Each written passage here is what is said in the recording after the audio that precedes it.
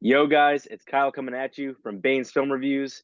Today, I'm sitting down with Tommaso Acquarone, and I think I got that name right. He's the writer, director, and producer of a fantastic short film that I just had the pleasure of watching called My Eyes.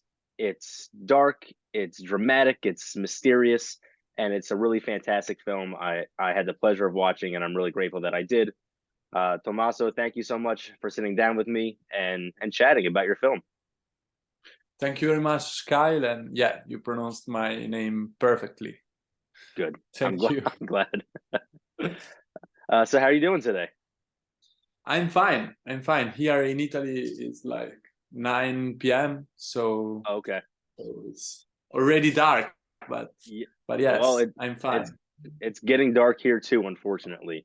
It'll be dark in about an hour and a half here, which is not okay with me, but it is what it Yeah, is. I miss summer. I miss summer, man. Oh, so do I. I miss it so much. Yes, but Um, but so My Eyes was fantastic. But before we get into My Eyes, I'm curious, how did you get into filmmaking in the first place?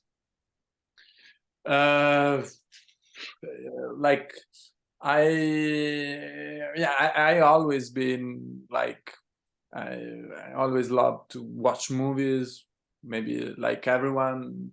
And actually, I spend a lot of time watching movies, maybe instead studying, instead doing other stuff. Yeah. So this is like the passion was the first thing. Then I studied the critical part of cinema Mhm. at the university, and I graduate with this thesis on an Italian filmmaker called Claudio Caligari, Okay. which is to me a great filmmaker, a bit unknown. He has done just three movies, but three great movies. And so after this, let's say, critical studies, I start to make my own stuff. And then I've done another school of writing, and a bit of theater in the during that period. And all of that thing, I start to write my own stuff, and do yeah make Ve- my things. Very, very Yeah. cool. And then how did My Eyes come to be? Where did that come from? I don't have, like, a straight answer. It's Mm, something that, there are many images that comes to my mind when I think the first the first moment that I thought about this story. But basically is I put some personal kind of issue, and some themes that I really wanted to explore, and I mm, put those stuff inside of the structure of the tragedy.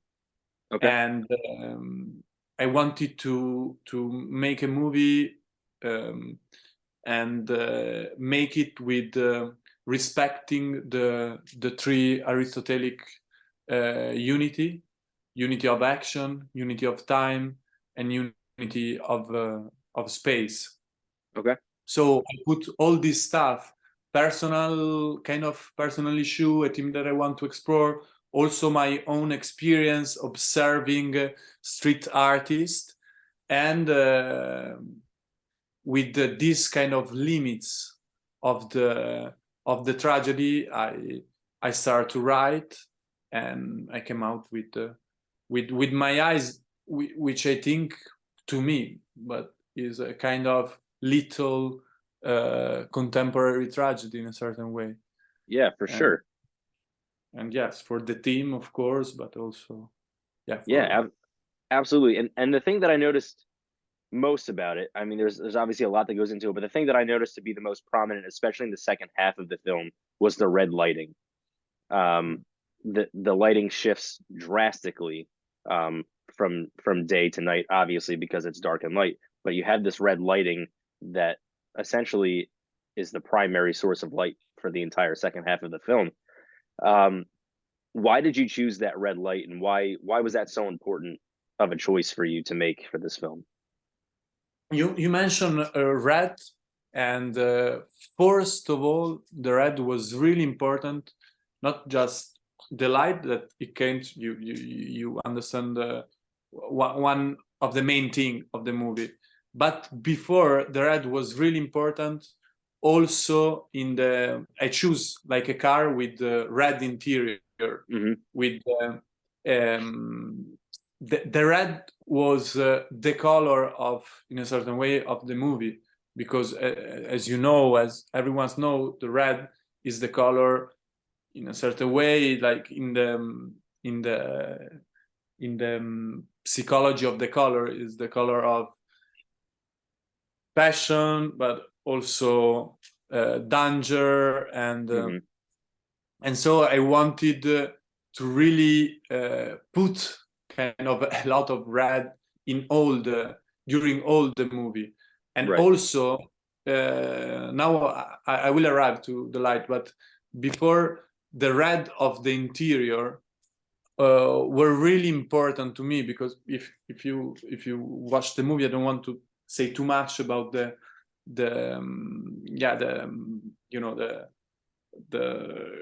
how do you say? Sometimes I lose my English about the but well, the red was really important also in the inside of the car, because I wanted to kind of reproduce the belly of a mother, and inside, the utero. How do we say? The uterus. Yeah, the uter. Yeah, it's kind of red, and also the skin of the interior, because red Bordeaux interior, but also with in Italian we call it pelle, which is skin, which is the same word of the skin that you have and the skin that you have on the interior. That was really important to have it since the beginning, this red, and before was just on the interior, and then we arrive after, when the light goes down. This transition is helped with this tunnel, which was in the city. So once the protagonist get in this tunnel, also the light, the afternoon, the light goes down, and yes, to me was key. Everything red, and this kind of mood, this kind of red mood with this natural light, because I have to say that with the director of photography, we really try to use the light that we had. We didn't want to put we just use the how do you say, the light that you have, when you stop with your car, you have those you have the green light, the yellow light, and the red light. Traffic light. The traffic light. We use the traffic light. We use the stops of the car, the light of the cars in front of us. We use the light of the city, and we just put in the right place our car to use what was in our world in certain way. But was key to find also this red light, because it was part of the movie, of the atmosphere that we want to create. Right. And so do you find it much more challenging to use the light that's available, especially a red light, compared to, your own tools, rather than being able to manipulate it like you usually would on a set? You're tasked with using, like you said, the traffic light and the brake lights and things like that. Do you find that much more challenging than other films? Yeah, in a certain way, was more challenging, but we prepared a lot, so we knew where to go in a certain way. Right. We knew that at that time we had this red light, or for the last scene that we had to go there under these big lights where the light were like this, let's say red, but also a bit orange. And we knew everything because we spent a lot of time before to shoot with the cinematographer to try everything to find the right place to put the camera. Then of course for the last scene we had some covers for have the the light in the right position, but I have to say that we used a lot the natural light, or during the night the light that that the city offered to us in a certain way. Okay. And then you had mentioned in your previous response about the red meaning passion and representing passion. And I was curious because I think viewers are able to see that there's sexual undertones strewn throughout the entire film. And I made a comment in my review that I don't think that it really needed to manifest into anything at the end, even though it does. I think that it works very well. But why did you feel it was necessary for those sexual undertones to eventually manifest into something very physical and tangible compared to keeping them more subtle? But in a certain way, because all the movie there's this kind of misunderstanding of one of the protagonists. And to me also all the movie is about this kind of border with between it's, to me, is a movie about also love in a certain way, but there's this maternal kind of love that in a certain moment cross the line and become like sexual love. And for him there's this kind of sexual tension. For her it's just maternal. And those two kind of roads, those two kind of streets arrive in the last scene, and you have these images which is where earth feed from the breast him is like, is extremely maternal, but extremely sexual. Is matter about kind of time. Of course 20 years before this was a supernatural maternal scenes, and 20 years after is completely taboo and sexual. But to me was important to put also kind of this sexual tension that actually I'm not like a magician. I didn't like create in a certain way something. If you feel it, something maybe happened between them, him was, but everything is all about this kind of border that is so difficult to keep, that is matter, that is, and sometimes it's kind of this great love could arrive also to a kind of a sexual tension. Is it was, I don't know if my answer was enough. And again, I think that it worked very well, but I was just curious of why you chose to allow it to actually materialize into something rather than let it stay as subtle as it was throughout the entirety of the film, because I felt that it was understood throughout. But again, I do think that it eventually materializing into this thing that's very sexual, I think it adds to the film. So I was curious of your process and why you made that decision. But yeah, you definitely did answer my question. And so My Eyes is, while it's a drama and there's a little bit of comedy thrown in there, I feel it primarily it's almost a mystery. And how did you find that balance between mystery and comedy and drama and all those things? But in a certain way, I found that when I don't really like a straight drama. As I told you, I think My Eyes as a contemporary tragedy, and I know that is primarily there's a lot of drama, of course, but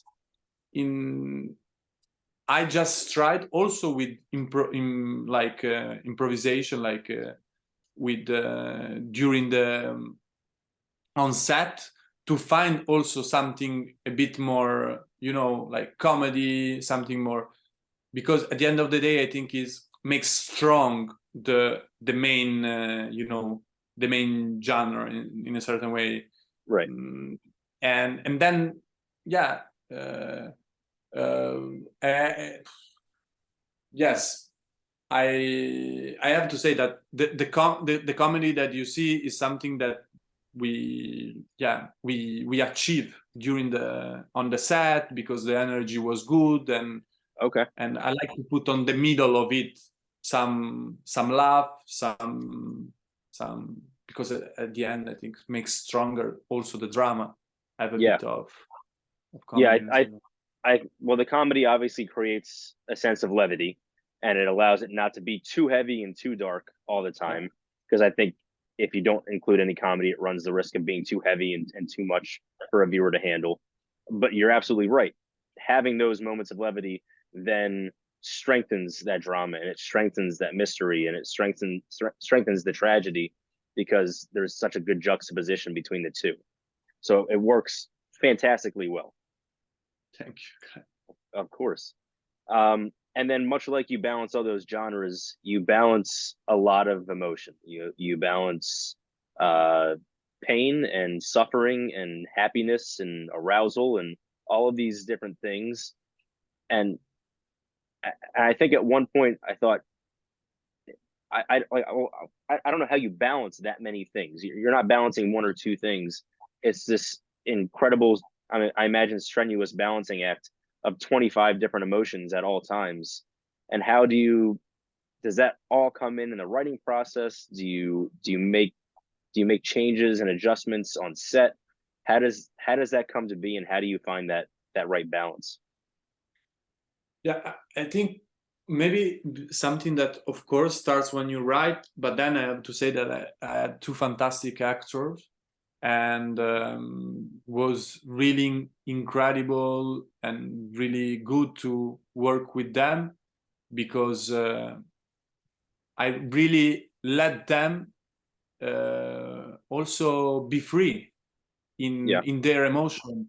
And we know that we had this kind of borders, like we have a car, we have already a story, we have I put some rules, but inside of these rules they really felt stuff, and I let them go on this stuff. And I think what you felt about this many emotional stuff is because of them. They were kind of talented enough to feel those stuff, to change a Okay. lot this kind of emotion, and I let them free on this. I have to say that with the male character that was his first time on the screen, I worked also a lot before. I lived with him, so I understood also what he could give, no, Mhm. to the. So I also tried to push something, to push him to to do something that I already knew that he could do during our our rehearsal before. And so this was, and then yeah, Kseniya, the the main the protagonist, she's really, she can pass from an emotional state to another Mhm. in really in a credible way, but really easily. And yeah, was, It- I think the answer was because they were talented enough to do it. And yeah. yeah. That must be refreshing and reassuring to know that you have such strong individuals leading your film. Because at some point, even though you're the writer and the director and the producer, at some point it's out of your hands. you can't make them act a certain way. You can encourage them to, you can direct them to, but ultimately it's in their hands to make that vision come to life. And it must be a really great feeling knowing that you have individuals as talented as them to carry out your vision. Yeah, of course. Yeah, but as you said, you could, in a certain way, you can prepare the field, you can understand them where before you have to know that where they can arrive, but at the end of the day, they play the match in a certain way. Does that intimacy with those two actors, does that intimacy ever become uncomfortable? Does it ever like kind of manifest in a way that they're like, no, this doesn't work, and you had to readjust, or do you think that because of their abilities that everything flowed very well, very naturally, and you didn't really need to make adjustments because they were capable of carrying out that vision even in those uncomfortable moments? Yeah, I think we knew that wasn't in a certain way an easy team. We didn't have easy scenes. Like we have in a certain way to push, but there was I really trust them, and I think we have to ask them, but I really felt that they really trust me, and Good. I was honest since the beginning where I want to arrive, and I want to do it without like artificial stuff. Right. So I really want to arrive that. I was honest, and they trust me. I trust them, and we also in the most let's say kind of important scene, the last scene, of course, that there's a sexual tension. Mm-hmm. I think we had to do it. We had to do like a lot of takes because it was really a long take. Yeah. So was a long shot. Sorry. So was not that easy to do it in a certain way technically, but at the end of the day, we really there was some there was this trust of everyone. I trust them, they trust me, and at the end of the day, we didn't have like uncomfortable moments. Was very cool. Very, very cool. Again, My Eyes it's very dramatic, it's very emotionally relevant, it's emotionally taboo, it's all of these incredible things that I'm not sure you always see a blend of in film. It works very well, and I would really like other people to be able to watch it and appreciate it and enjoy it as well, and you get the recognition and the actors get the recognition that you guys deserve. Where can people find My Eyes? So at the moment, as you know, we are running for the Oscar. Yep. So I think at the end of the process, in Italy, you can watch it on Rai Play, which is a platform in January. But maybe at the end of this process, we are gonna also give the short to other platforms also in US. But at the moment, the only certain thing is Rai Play in Italy. Otherwise, I hope that also in US we can find like a platform to adapt to show our movie, and otherwise I don't know, I'm gonna put it on YouTube. Okay. At a certain point. Well, keep me updated, keep me informed, and I'll let everybody know, because again, I want people to be able to watch it and enjoy it. Thank you very much. Of course. And so what are you working on now? I imagine it's an incredible process submitting it to the Oscars and things like that. But other than that immense process, what are you working on? Right now, I finished to write the treatment of my first feature film. So I'm about write the script. I'm developing my first feature film. I've done a lot of research this summer, and yes, I'm on my first feature film. So Fantastic. I look forward to it if I get a chance. I hope I have a chance to watch that as yes, well. you will. Thank you. As soon we shot it, I will send you. Okay. Thank you. And then my final question, my favorite question, what are some of your favorite films? So I'm a huge fan of Bernardo Bertolucci. Okay. Last Tango in Paris, 900, which is one of my favorite film, and La Luna, the moon, Okay.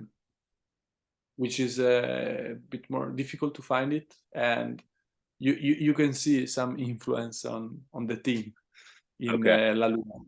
So Bernardo Bertolucci is I really grew up with him. He's Italian, but also Abdellatif Kechiche, the director of La Vida Del, and yes, and Mektoub My Love recently. I love him. And Andrea Arnold. I really love Andrea Arnold. Yeah. British director, but also Sofia Coppola. I don't know, from US, Darren Aronofsky. I have actually many influence. I can talk a lot. Yeah. But yes, many. But those, yes, those maybe are my. But Lucrecia Martel from Argentina, really love her. La Ciénaga, yeah. I actually just watched a short film yesterday, 2 days ago. It's called Wednesday's Child. It's a short film, and while it didn't claim to have pulled any inspiration from Andrea Arnold, it is the closest thing I've seen to an Andrea Arnold film outside of Andrea Arnold. It was fantastic. It was so well done. If you get a chance to watch that, I highly encourage you to do that. Yeah. I'm going to find it. Yeah. Very good. But thank you so much for taking some time to sit down with me. I'm sure you're very busy, and I appreciate your time and your genuine answers and everything. I had a blast, and I wish you the best of luck, both with the Oscars and your upcoming feature film. Thank you very much, Kyle. And sorry for my English that sometimes. No, you're fine. You're some words, but yes. Your English is better than my Italian, so you're fine. Okay. All right. You very much. You're very welcome. You have a great day. You too. Ciao, Kyle. Bye. Ciao. Bye. Ciao.